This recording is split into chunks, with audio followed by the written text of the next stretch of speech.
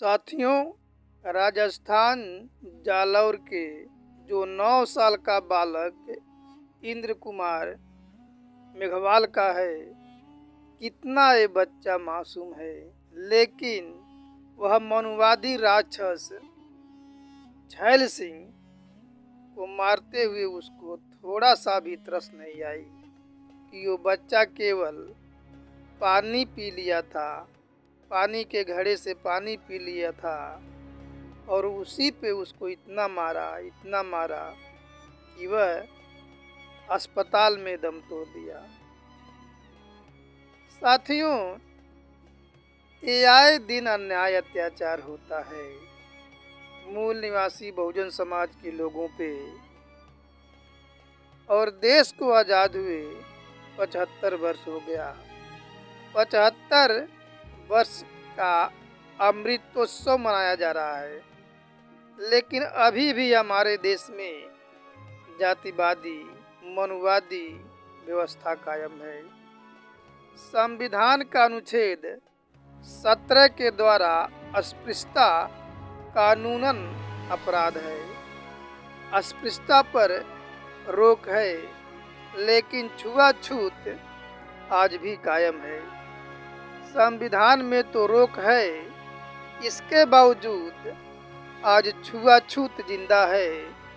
और जिंदा ही नहीं, अब मनुवादियों सरकार में और ज़्यादा फल फूल रहा है, जिसका परिणाम हमारे सामने है कि राजस्थान के जालौर जिले में एक 9 साल के बच्चे इंद्र कुमार मेघवाल को पीट पीट कर स्कूल का अध्यापक मार डाला, क्योंकि वह बच्चा घड़े में रखे मटकी से पानी पी लिया था। जो बच्चा अभी 9 साल का है, उसे छुआछूत का अभी ज्ञान भी नहीं था। बाबा साहब डॉक्टर अम्बेडकर को भी स्कूलों में पानी पीने ब्राह्मण नहीं देते थे, क्योंकि बाबा साहब भी अछूत ही थे। यदि कोई बाबा साहब को ऊपर से पानी पिला दिया तो ठीक है, नहीं तो उनको पूरे दिन प्यासे रहना पड़ता था।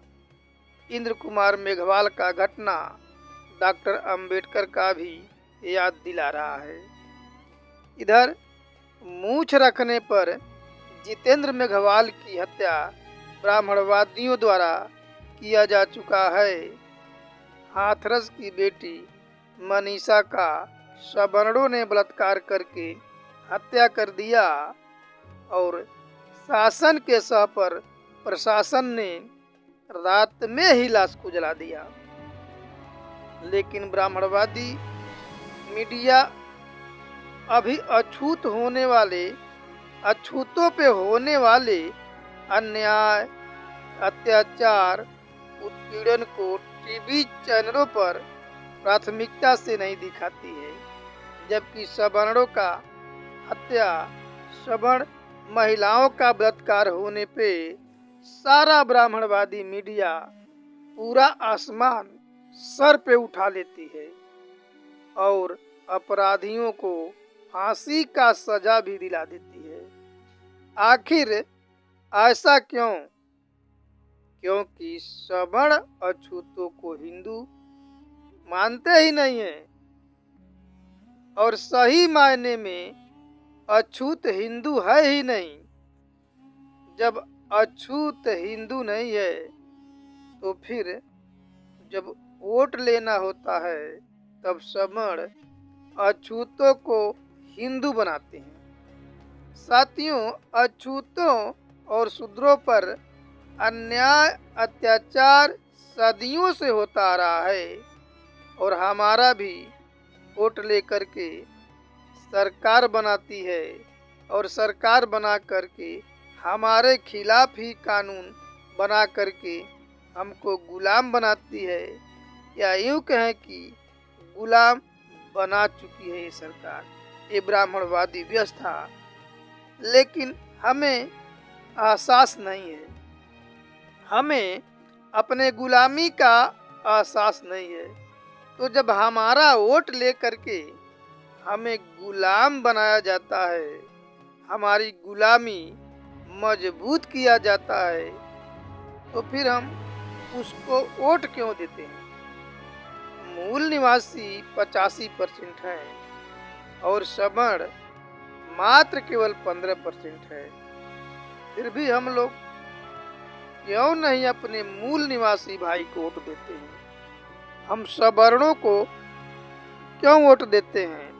सवर्णों का पिछलग्गू क्यों बने हैं? हम समझ नहीं पाते हैं कि हमारे लोगों का सोच कैसी हो गई है। किसी सवर्ण की बात हमारे लोग क्यों मान लेते हैं, जबकि मूल निवासी भाई के द्वारा समझाने पर भी हमारे लोग समझते नहीं हैं और वोट सवर्णों को दे देते हैं। अरे सवर्णों को वोट देने का मतलब अपने ऊपर खुद अन्याय अत्याचार कराना होता है, अपना और अपने समाज का हत्या कराना होता है, अपने बहन बेटियों का इज्जत लुटवाना होता है। ये सब हो जाने के बाद आप लोग चिल्लाते हैं, धरना प्रदर्शन करते हैं, कैंडल मार्च निकालते हैं, फिर शांत हो जाते हैं। मामला ज्यादा हाईलाइट हो गया तो अपराधी को सजा होती है, लेकिन पुनः 6 महीने साल भर में अपराधी छूट जाता है। यदि हमारे देश में ऐसा ही हो रहा है और ऐसा ही आज तक होता रहा है, क्योंकि सिस्टम में ऊपर से नीचे सभी सवर्ण बैठे हैं और अपने वर्चस्व को बनाए रखने के लिए वे किसी हद तक जा सकते हैं। इसलिए इन सवर्णों के अन्याय अत्याचार से मुक्ति पाना है, आजाद होना है, तो सवर्णों को वोट न दें। सवर्णों को वोट देना ही बंद कर दीजिए। सामान्य सीट से भी चुनाव मूल निवासियों को लड़ना चाहिए। आप लोग सामान्य सीट से लड़ें और मूल निवासी आप लोग प्रतिज्ञा कर लें कि हमें मूल निवासियों को ही वोट देना है, एक भी सवर्णों को वोट नहीं देना है। यानी इन सवर्णों को सिस्टम से बाहर निकालना है और मूल निवासियों को सिस्टम में लाना है तथा अपने समाज के हित में कानून बना करके अपने लोगों का सारा अधिकार बहाल करके आजाद कराना है। हाँ, याद रहे, न तो हम सवर्णों का वोट लेंगे और न सवर्णों को वोट देंगे। और मैं सवर्णों से भी कहता हूँ, ब्राह्मणों से कहता हूँ कि हम अपने बाप के सच्चे औलाद हैं। हम तुम्हारे घर वोट मांगने के लिए नहीं जाएंगे और यदि तुम अपने बाप के सच्चे औलाद हो तो हमारे घर वोट मांगने के लिए मत आना। शर्म आनी चाहिए हम मूल निवासी बहुजन समाज के लोगों को कि हम 85% होते हुए 15% के आगे जा कर के नाक रगड़ते हैं, जबकि उन लोगों की कोई औकात नहीं है। वो हमारे देश में अल्पसंख्यक हैं, हमारे ही वोट से बहुसंख्यक बन जाते हैं और बहुसंख्यक बन करके शासन सत्ता पे कब्जा कर लेते हैं और कब्जा कर लेने के बाद हमारी गुलामी को और ज्यादा मजबूत करते हैं। क्योंकि ब्राह्मण बहुत चालू होता है, यदि जब देखता है कि मूल निवासी समाज के लोग ऊंचे पदों पे चले गए हैं तो ये क्या करता है, वो अपनी बेटी रोटी का रिश्ता करता है, अपनी बेटी दलितों को देता है, पिछड़ों को देता है। तो यदि सवर्ण किसी पद पे है तो वह अपने बेटी रोटी का रिश्ता छूतों से नहीं करता है, शूद्रों से नहीं करता है, बल्कि जब शूद्र किसी ऊंचे पदों पे है, IAS है, PCS है, डॉक्टर है, इंजीनियर है, तो ब्राह्मण कहता है कि हम भेदभाव नहीं मानते हैं, हम जाति पात नहीं मानते हैं और वह शादी दलितों के साथ कर देता है और दलित भी सवर्णों की बेटी से शादी करके अपने आप को गौरवान्वित महसूस करता है।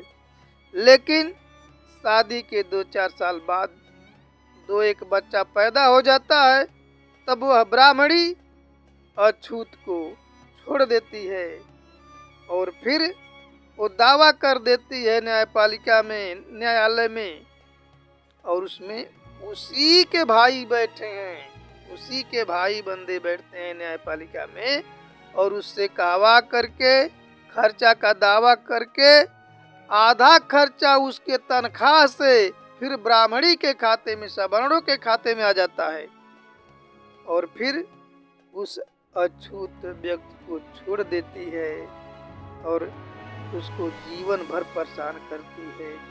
क्योंकि बाबा साहब डॉक्टर अम्बेडकर के साथ भी ऐसा हुआ है। आप भूल करके भी किसी सवर्ण के बेटी से शादी न करिए। करने का मतलब आपके जान माल का खतरा है, आपका शोषण होगा, ये बात तय है।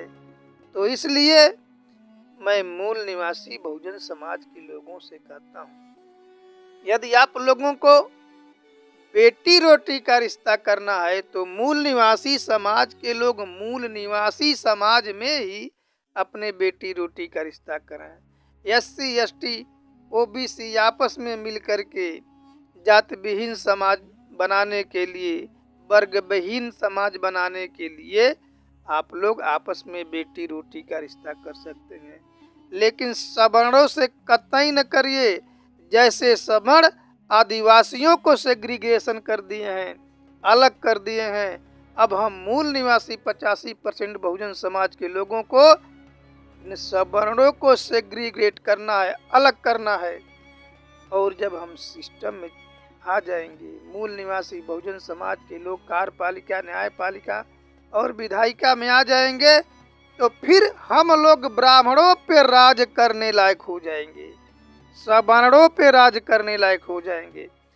दोस्तों, यदि कोई सवर्ण आपके आंदोलन में आता है और कहता है कि मैं जातिवाद व्यवस्था को नहीं मानता हूँ, वर्ण व्यवस्था को नहीं मानता हूँ, तो उस पर कतई न विश्वास करिए। ये कभी सवर्ण हमारे आंदोलन में नहीं आना चाहिए, हमारे संगठन में नहीं आना चाहिए। ये इतिहास गवाह है, जब जब ब्राह्मण जहाँ जहाँ घुसे हैं उसका सत्यानाश कर दिए हैं। इसलिए ब्राह्मण जाति से हमको सतर्क रहना है दोस्तों। तो इसलिए यदि हमें समता समाज की स्थापना करना है, समता मूलक समाज की स्थापना करना है, तो फिर हमें आपस में ही मेल मिलाप करके शादी ब्याह करना है और आपस में मिल करके मूल निवासी बहुजन समाज के लोग केवल मूल निवासी समाज के ही जनप्रतिनिधि को वोट दें, एक भी वोट सवर्णों को न दें। यदि आप लोग मैदान में आकर के लड़ाई नहीं लड़ना चाहते हैं तो कम से कम एक बात तो कर सकते हैं कि आप लोग सवर्णों को वोट देना ही बंद कर दीजिए। और जब सवर्णों को वोट देना बंद कर देंगे तो हर जगह से वह गायब हो जाएगा, और जब हर जगह से गायब होगा तो वह हाशिए पे आ जाएगा।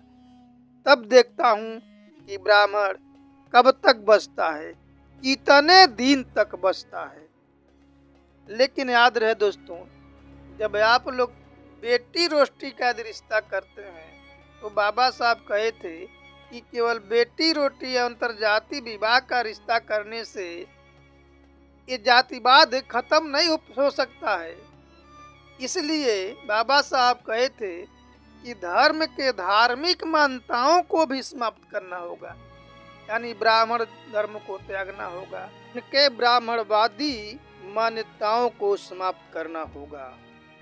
तो इस प्रकार से ही समता मूलक समाज की स्थापना हो सकती है और सामाजिक न्याय, समता, स्वतंत्रता, बंधुत्व और न्याय पे आधारित समाज और राष्ट्र का निर्माण हो सकता है। तो दोस्तों, सवर्णों को आप लोग वोट देना बंद कर दीजिए, नहीं तो आए दिन वैसे ही हमारे ऊपर अन्याय और अत्याचार ये सब करते रहेंगे, तो हमें यदि उसका जवाब देना है तो इतना ज़्यादा मजबूत होना होगा कि यदि ब्राह्मण हमारे ऊपर अन्याय अत्याचार करता है तो हम भी उसका दुगने शक्ति से, पूरी ताकत से उसका जवाब दे सकें। और इन ब्राह्मणों को, सवर्णों को